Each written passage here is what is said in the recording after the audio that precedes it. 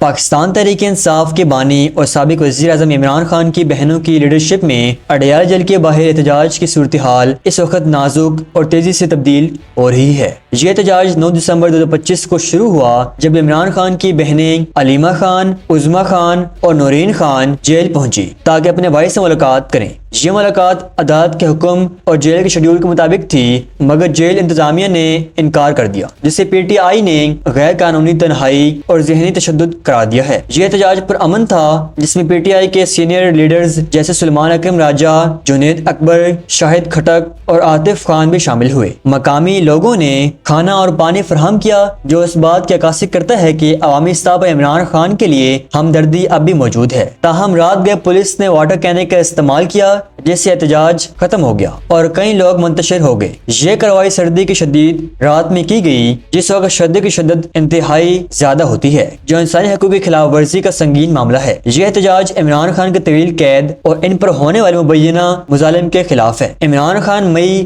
2023 سے اڈیالہ جیل میں قید ہیں، جہاں ان پر متعدد مقدمات چل رہے ہیں، جنہیں پی ٹی آئی سیاسی انتقام قرار دیتی ہے۔ خان کی بہنوں کا کہنا ہے کہ عمران خان کو غیر قانونی طور پر الگ تھلگ رکھا جا رہا ہے اور عدالت کے حکم کے باوجود ہفتہ وار ملاقاتیں نہیں ہو رہی۔ احتجاج کے دوران علیمہ خان نے کہا کہ وہ تب تک نہیں جائیں گی جب تک ملاقات نہ ہو، اور یہ دھرنا تقریباً 10 گھنٹے تک جاری رہا۔ پی ٹی آئی کے مطابق یہ احتجاج پرامن تھا، کوئی نعرے بازی یا تشدد نہیں، مگر حکومتی رد عمل میں سیکشن 144 نافذ کر دی گئی، راستے بند کر دیے گئے اور پولیس کی بھاری نفری تعینات کی گئی۔ واٹر کینن کے استعمال سے بوڑھی خواتین اور پرامن مظاہرین پر حملہ کیا گیا، جو بین الاقوامی انسانی حقوق کی تنظیموں جیسے ایمنسٹی انٹرنیشنل اور ہیومن رائٹس واچ کی توجہ کا باعث بن رہا ہے۔ پی ٹی آئی نے عالمی اداروں سے مداخلت کی اپیل کی ہے، کہتے ہیں کہ یہ آئین اور انسانی حقوق کی خلاف ورزی ہیں۔ حکومتی اور سیکورٹی اداروں کا رد عمل اس احتجاج کو مزید شدت دے رہا ہے۔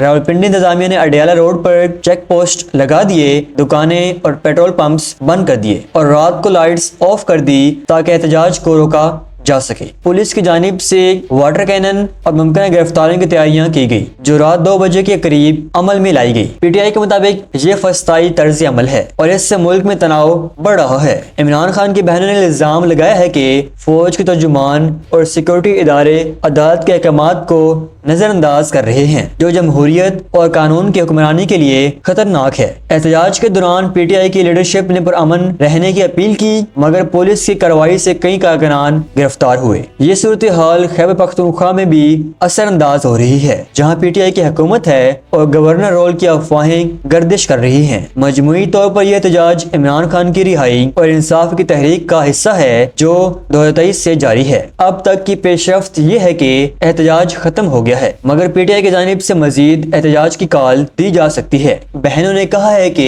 وہ گرفتار ہونے کو تیار ہیں، مگر حق سے پیچھے نہیں ہٹیں گے۔ اگر یہ تناؤ جاری رہا تو ملک بھر میں بڑے پیمانے پر مظاہرے ہو سکتے ہیں، جو 26 نومبر 2023 کے احتجاج کی یاد دلاتے ہیں، جہاں تشدد ہوا تھا۔ پی ٹی آئی کی لیڈرشپ جیسے بیرسٹر گوہر اور سلمان اکرم راجہ نے آئینی راستے اپنانے پر زور دیا ہے، مگر عوامی دباؤ بڑھ رہا ہے۔ یہ صورتحال پاکستان کی سیاسی استحکام کو چیلنج کر رہی ہے اور عالمی سطح پر پاکستان کی انسانی حقوق کی صورتحال پر سوالات اٹھ رہے ہیں۔ اگر عدالتوں کا حکم نافذ نہ ہوا تو یہ بحران مزید گہرا ہو سکتا ہے۔ آگے کا منظر غیر یقینی ہے، مگر پی ٹی آئی کا دعویٰ ہے کہ یہ لڑائی جاری رہے گی۔ اگر بڑی تعداد میں لوگ اڈیالہ جیل پہنچے تو عمران خان کی رہائی ممکن ہے، مگر حکومتی کارروائی سے تشدد کا خطرہ ہے۔ پی ٹی آئی نے عالمی انسانی حقوق کی تنظیموں سے اپیل کی ہے کہ وہ نوٹس لیں، کیونکہ یہ صرف ایک پارٹی کا مسئلہ نہیں بلکہ پاکستان کی جمہوریت کا معاملہ ہے۔ مجموعی طور پر یہ احتجاج ظاہر کرتا ہے کہ عمران خان کی حمایت اب بھی مضبوط ہے، اور یہ بحران حل نہ ہوا تو